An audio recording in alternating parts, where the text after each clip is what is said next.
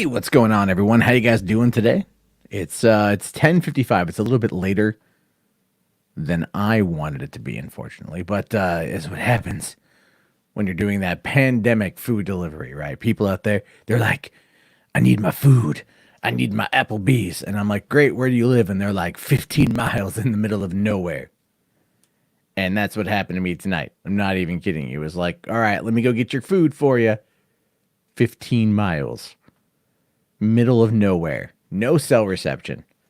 Barely have any GPS signal. Lady wants her Applebee's. Anything for the Applebee's. But that's how it goes. Not a great deal of stuff going on today. I know the title's like Quibi ain't doing very well, and that's actually I think kind of true. And after the first week, there's a bit of a dip. They reported good numbers right off the bat, but unfortunately, maybe not so much. But we will be talking about that here in a few. Let's let some people that are going to be jumping on in. I sent off the link to some people, so we'll have to wait and see. And in the meantime, let me just check in on the chat here with Lunith. What's going on, dude? How you doing? Hope you're doing well.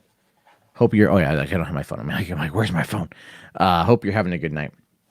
There's not like a great deal of things that are happening today. I know everyone's been talking about the Snyder Cut. That's been a big issue, a big fight. Been interesting nonetheless to see that whole thing play out, because I think it's a lot of nonsense, to be honest with you. I think if you follow the money, you can kind of see what's happening. I don't think it takes a genius, a real genius, to look at everything that's gone on in the last couple of years revolving around Justice League and to go, yeah, where there's smoke, there is most definitely, most certainly, fire. Tons and tons and tons of fire. For those of you guys who came in last night, I would like to apologize for our conversation. While interesting, completely off subject. Completely off subject. Completely. I love my friend Nick. He's a great guy, but my God, I was like, let's get back on fucking deck. Let's talk about why we're here. I already know our political system is screwed. We don't need to go and have this massive thing over it. All right. Josh, what's going on, dude? So how you doing? So we no Nick tonight, huh? No Nick tonight. No. This is a no Nick night. I love Nick. I've known Nick for years, but he, after you went to bed last night, he legitimately vomited because he drank so much box wine. So I give him credit. I give him credit for making that good effort. But yeah, afterward he was clearly done. Clearly just, okay, I've had enough, and that's fine, and that's great, man. That's great.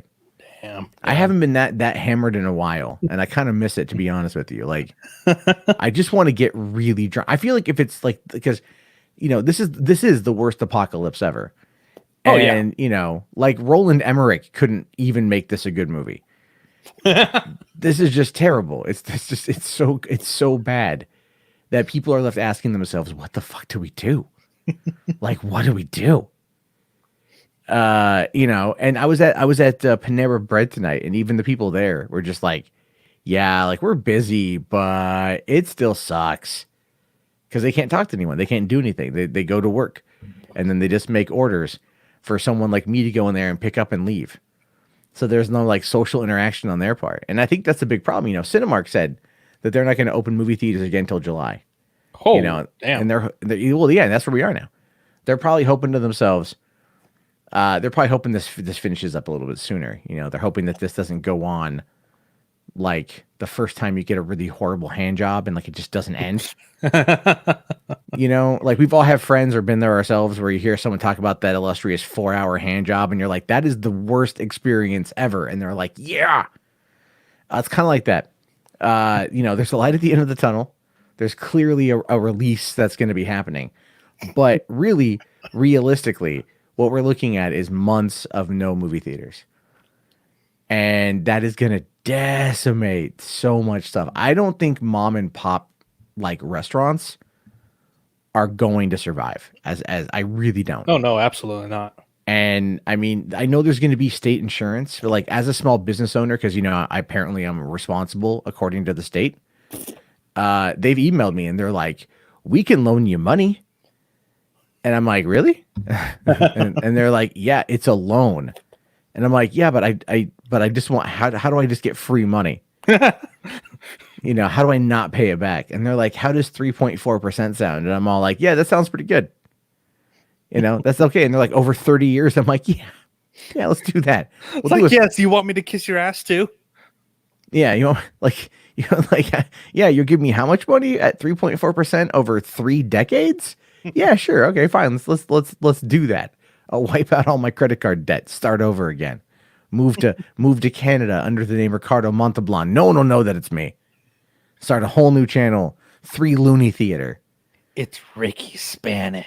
Ricky, oh God.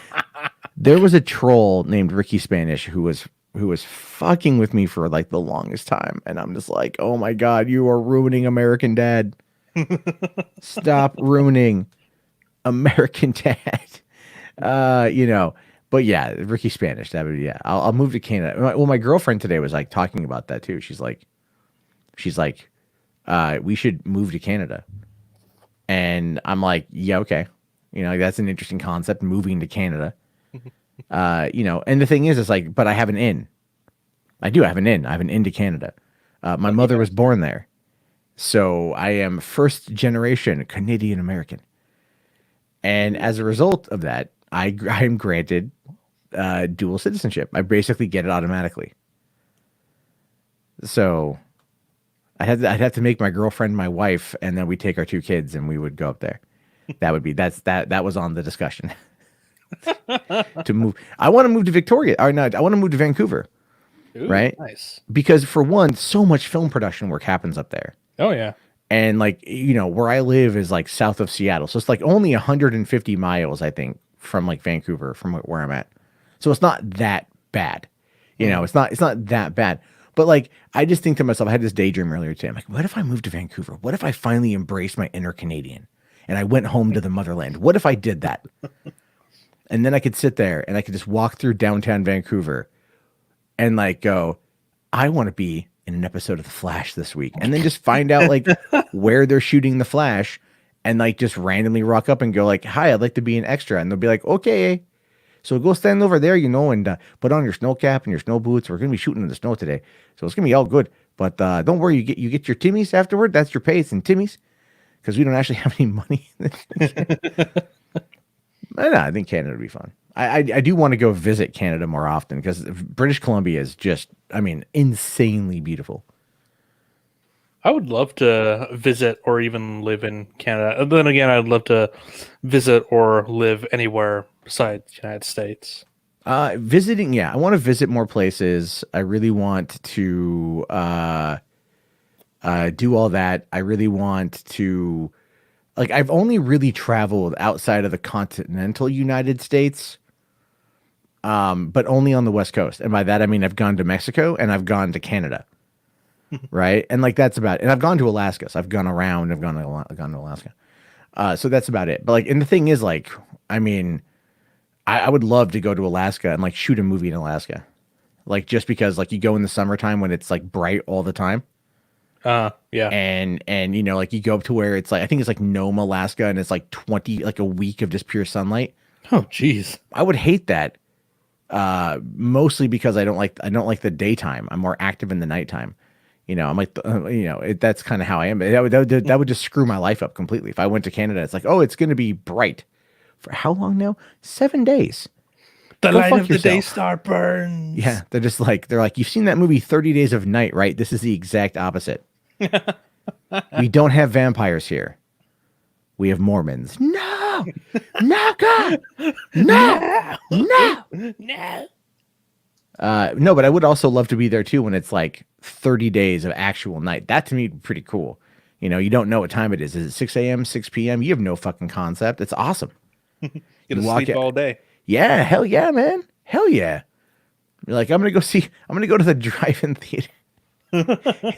It's 2 p.m. They're open. Drive-in theater all day, every day. Yeah, all day, every day. That's right. Showing all the greatest movies from 1995 to 2019 because nothing else came out after that. So hold on here.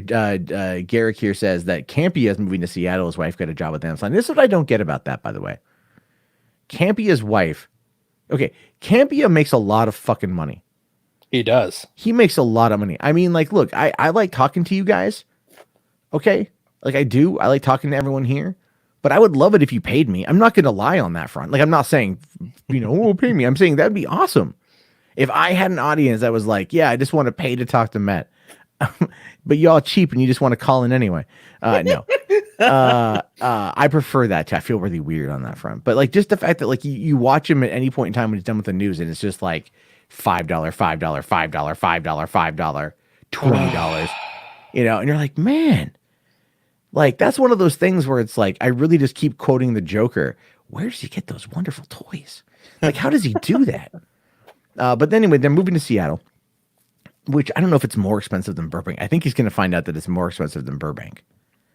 Yeah, I mean, like, I don't know how you, and I mean this colloquially, could be a film critic at the epicenter of like where movies are screened, which would be Burbank, California, and live there, and then go, yeah, I'm going to go to Seattle.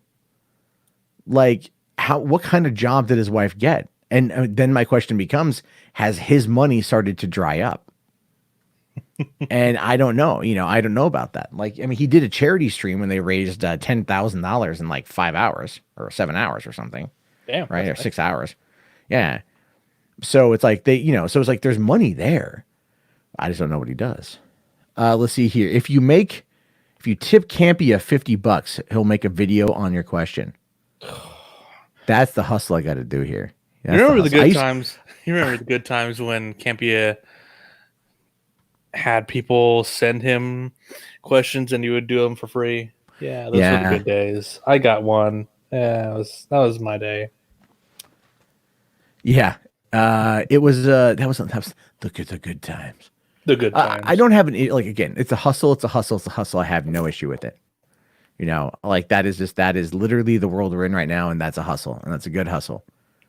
Yeah. I like Campy. I agree with some of his opinions. Not all. He's gonna fucking lose it though in Seattle. Like, I'm just telling you, as a person who spent 15 years in Southern California and then moved up to the Washington area, I fucking hate it. Like, don't get me wrong. Like, today was great. It was like 65 degrees. It was beautiful. I was out there shorts and flip flops. Yeah. I'm a food delivery guy looking like a SoCal surfer.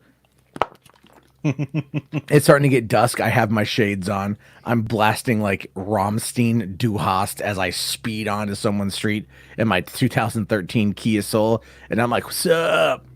Got your Panda, buddy. There you go. Rock on.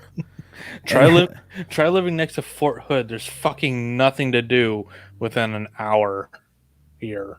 Yeah, that's why I would, I wouldn't live there. I probably. But then again, it's cheap, so. Well, yeah, and you have to be very. That's the thing too. Is like, that's actually kind of the coolest thing about this whole COVID situation, right? I'm trying to find the silver lining. The coolest thing about this COVID situation, in my opinion, is that we really can look at it a little bit differently and go, think about it. Gas is like dirt cheap compared to what it was. I filled up today for $20. That's insane. Housing prices are going to fucking plummet. Now that's not good for me because my property value is going to decrease, which I don't like, but it will bounce up. I'm here for a long time. It will bounce back. Mm-hmm. I have no worry about that. Yeah. Cheapest gas price for me right now is $1.39 and I can get just under $20 for a full tank, which is nice. Yeah. That's pretty good. Let's see here. Hold on. I saw Anthony here says you're binge watching everything. That's good, man. A lot of that binge. I haven't been able to binge watch as much. Not as much as I like. Let's see here. Campy as Canadian, so maybe he'll make it. Maybe he's like a Toronto Canadian. You know what I mean? And like think of like pretentious douchebag Canadian. As mild as like you might think that is compared to a Canadian. That's a Toronto Canadian. He's moving to Seattle, where like it's not Canada. It's gloomy. It's further north than Toronto. I'm at further north on the globe than Toronto. But if you look at like a flat map, it doesn't look like I am. But I'm actually further north. So it's like Hmm. he's Seattle's a cool place. Like Jeremy Johns is there. So he'll have people to Oh hang yeah, out with that's it. right. And I'm sure he'll do like a meetup or something when he's there. And I'll go to the meetup. Oh fuck yeah, I'll go to the meetup. Like once we can have like gatherings again. And I'll be like, hey John. And I'll be like, oh, it's you. And I'm like, I've only done like one video on you, and I was I Not was I wasn't yeah. cruel about it or nothing. Critical.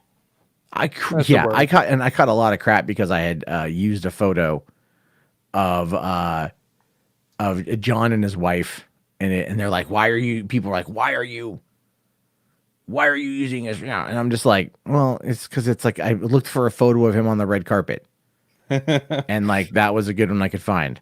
mean, that's how you got to do it. Like that's what I did. And like, you can't, people get mad, but it's fine. People get mad all the time at me.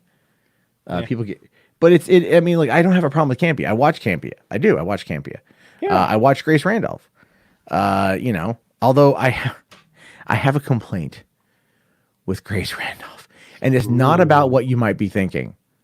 It's nothing about the stuff she talks. I have plenty of things to say about what she talks about, but I was watching her video today about like her Ask Me Anything Warner Brothers Wednesday edition, which is an Okay. interesting concept. It's like, hi, be a member, and only then can you interact with me by paying me money. Kind of sounds a wee bit like prostitution, but whatever. Just say, well, come on. I mean, we on our channel just got monetization, so I'm going to be whoring ourselves out. Yeah, I think I don't know. Okay, and I'm not using this as a bait to anyone, but I'm legitimately curious. If I like, does anyone see if you can give me bits on here? Because I did just go through the process of Oh yeah. applying, and I don't know. How do you do that? Oh, Streamlabs. Well, no, I have Streamlabs, but I Oh. mean like on through Twitch. Anyway, Um. let's.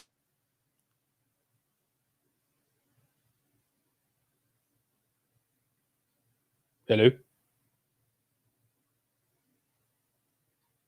Did he just did he just cut out for everyone too? I don't know if I could. I could hear me, Oh, I but couldn't that. hear. I just heard 5 seconds of silence. Oh, yeah, that's a problem with Streamyard. It does have that sometimes. It will immediately push you into that section. I did that once where I was like recording. Uh You huh. know, I was like doing a video and I was like recording it like off like private, and then I had like 3 sections, and I couldn't even tell until I could get it into the edit bay. I had like 3 sections that were completely muted out for like 2 minutes. Ooh, yeah. I was able to salvage like most of it because like thankfully I ramble, so it's a lot of it was just chuffa. I could get rid of it. But one of them I had to go in and like re-record, and it doesn't sound the same. Because you're not the same distance from the mic or back, or there's other things. It's like, son Right, of a bitch. right, yeah. So that's being a problem. Let's see here. Okay. Anthony here says, I met Grace Randolph at the Book of a Month signing at a comic book store. That's cool. I met her at VidCon. She was nice when I met her at VidCon.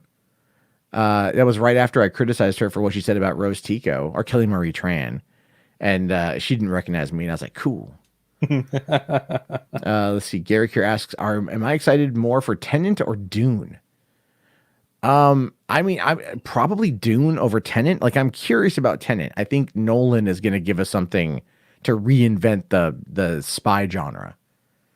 I really don't think he's like Bond is going to have anything on Tenant, if I'm being fair. But I really, really want to see Dune. I You know, mean, yeah, I mean after Daniel Craig, where do you really go with James Bond? But yeah, Tenet, I mean, make him a Chris chick. that's what everyone was thinking when they announced that 007 was going to be a female in the new movie, but no. Yeah, Christopher Nolan's going to knock it out of the park again anyhow cuz it's Christopher Nolan. But Yeah. Well, I mean, like, Daniel Craig, going back to the whole point with Daniel Craig, is as much as I want to see No Time to Die, it to me feels wholly unnecessary. it feels more like an afterthought. Yeah, like an epilogue. Like Toy Story Yeah. 4 was like an epilogue for Woody's story, but I like that though. I like that Woody finally put himself first. I've watched Toy Story 4 a lot in the last month. I know. Yeah. Yeah. I've watched what is it? I watched Monsters University again this morning. Oh Lord. And then I think we watched Onward twice. I still need to see that. Onward's good. It's good, man. It's really good. My kid, she's 2, so she just is like cartoons, but she likes Pixar movies. She's like, Woody Buzz, Woody Buzz, Jesse, Bullseye, or she'll go, yeehaw. And then I'm like, all right, I know what you want to watch. But then she'll like on Onward, there's a scene where like, I don't want to spoil it, but it's like Barley, the older brother of the Chris Pratt character, like he salutes as something is leaving. And so it's this dramatic scene, and he like salutes, and then like we were watching it over dinner tonight, and it got to that scene, and he salutes, and my daughter just like puts her hand to her head, and like so she's like covered in applesauce because that was her dessert, so she just like smacks her face, and she's got applesauce everywhere, and then but my girlfriend's like, what is she doing? I'm like, she's saluting, because Barley's saluting, she's saluting, and she's like, oh, I didn't realize that, and I'm like, oh really? Watch this. I'm like, hey Madison, this is Buzz Lightyear from Space Command. Or come in, Star Command. And I put my hand like to my like my wrist up to my mouth like it's my communicator, and she starts mimicking that too. So she's mimicking the little things in the movie. It's cute, very cute. That's adorable. Man, she's a good kid. She's a really good kid. And so yeah, I mean like those. I watch way too much goddamn Disney Plus.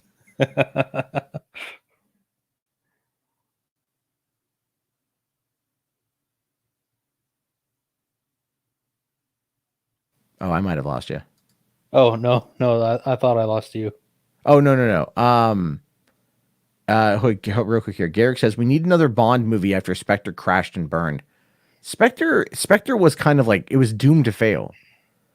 Right? Yeah, especially since what was it? Not Ghost Nation. Fallout, not Fallout. No, you're thinking of Ghost Nation. Yeah, Rogue Nation. Rogue Nation. Ghost Protocol was number 4. Protocol. Just go back to the numbers. Well, actually, hold on. Can you really say that Spectre was a crashing and a burning? It grossed 880 million. This is true, but then again, story-wise, I preferred Mission Impossible's version to the Daniel Craig, to the James Bond. Yeah, because it's basically the same story. Yeah, for Rogue. Well, I have to go back and watch Rogue Nation again. I will say though that I did really enjoy the fact that they tied in Rogue Nation with Fallout. Oh yeah. By bringing that guy back. Like it's not a spoiler. It's in the fucking trailer. Like it's in the trailer. You're like, whoa, he's back. That's so. And that scene of him like oh my god, the Christopher McQuarrie. How did he not get more love for like how he shot Fallout? I mean, like the technical prowess of filming Mission Impossible Fallout was insane. Oh yeah, it was beautiful. So I mean, yeah, I'm really excited for Mission Impossible 7 and 8. Although it's like it's crazy to think. It's crazy to think that by the time 8 comes out, will be 25 years of the Mission Impossible movies. 25 years. Holy cow! Because the first one came out, the Brian De Palma Mission Impossible came out in the summer of 1996. The first time we saw Ethan Hunt was in 1996. And even that movie spoiled the movie in the fucking opening credits. I still, to this day, do not get that choice. Do you remember the opening credits of that movie? Vaguely. They show Emilio Estevez dying. Really? In the opening credits, and like they do the cold open, right? And then it's all like, this is your mission. If you choose to accept it, blah blah blah, right? And then it's all like dun dun dun dun dun, and they show you the opening credits of the movie. And as they're showing you like the it's meant to mimic the show, and the show would do flashes from that episode, that you were watching. And so the movie did the same thing. They would show flashes from the movie. And then in the opening credit sequence, it shows Emilio Estevez getting impaled in the face Oh, damn. by the spikes on the top of the safety on the top of the elevator. Right. And I'm seeing the movie with my best friend in 96. We're 14 years old. We're watching this movie. And I see that. And I look at him and go, they just fucking show Emilio Estevez getting killed? Like, why the fuck would they do that? He's like, shut the fuck up. And I'm like, no, but I mean, like, you saw that too. Shut the fuck up. And then we go to watch the movie. And then, of course, like 20 minutes, not even 20 minutes in, maybe 15, whatever. Like, Emilio, it's like, Emilio, no, Emilio.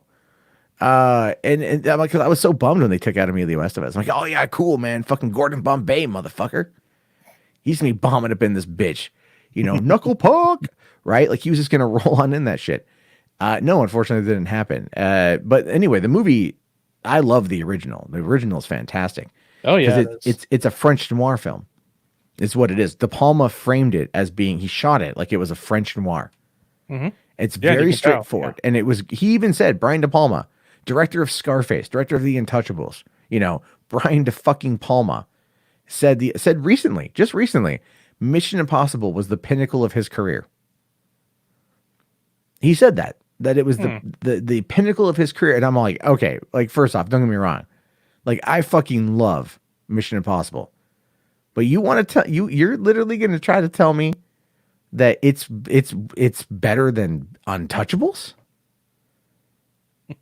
No, it's not. Like, it's not. I'm just saying it's not better than Untouchables. It's not. But it is better than Scarface. I didn't really care for Scarface, to be honest with you. But now that I know that the dude who inspired Scarface was in fucking Tiger King, I want to know more about that guy. Yes. Oh my God. Yes, they interview this animal collector out of Florida, and he was the dude who was the inspiration for Scarface, and he talks about it in the documentary. He's all like, in the movie they talked about, like, we took a chainsaw to a dude and we chopped the guy up. Okay, that's not how it happened. I mean, like, I know where they buried the body, but, like, we didn't, there was no chainsaw involved. I figured he's something along those lines. But I'm just watching it like, wait, you're telling me this documentary just like cold stopped dead in its tracks to talk to us about the dude who inspired Scarface, and we're gonna go back to Joe Exotic? Fuck that, give me Scarface. But then the further you get into Joe Exotic, you're like, okay, I can see that there's maybe more to the story for right now, but put a pin in that dude and let's come back to that guy. That's Netflix's next documentary. Well, Netflix's next documentary is going to end up being like, what are they working on right now? They're working on, I don't know, like, true crime. It's going to be whatever the fuck it is, be true crime. That's going to be the big thing. That's going to be true crime and, Making a Murderer, Tiger King. They're on the hunt for something big. But the truth of the matter is, on that front, the people who did Making a Murderer spent 10 years making the documentary. Really? 10 years. They were following the story. So, that's why they have all that footage. Tiger King, it took 5 years to film Tiger King. Wow. Because that is how they were able to get all the footage that they got. And this is stuff from like way back, they went back 5 years. And so, like, that's the whole point. Like, these Netflix documentaries that are good. I mean, Lunathier says Netflix true crime is the best of the best. I agree. Right? I do agree. But the biggest issue with that is, like, these documentaries take a lot of time to make. And so it's like, if you're a YouTuber, you don't got that kind of fucking time. You're just all like, all right, let me just cobble something together. We're going to call it good. But these motherfuckers like that. I'll tell you what I think is going to be a big thing here, right? Now, Garrick here loves to bring up Darkside Phil. If you ever notice him in the chat, it's always something DSP related. It's funny to me, but it's always something DSP related. So as a result of that, one could think DSP does not look like Don. He looks a little bit like Brian Christopher Halloran, all right? A little bit.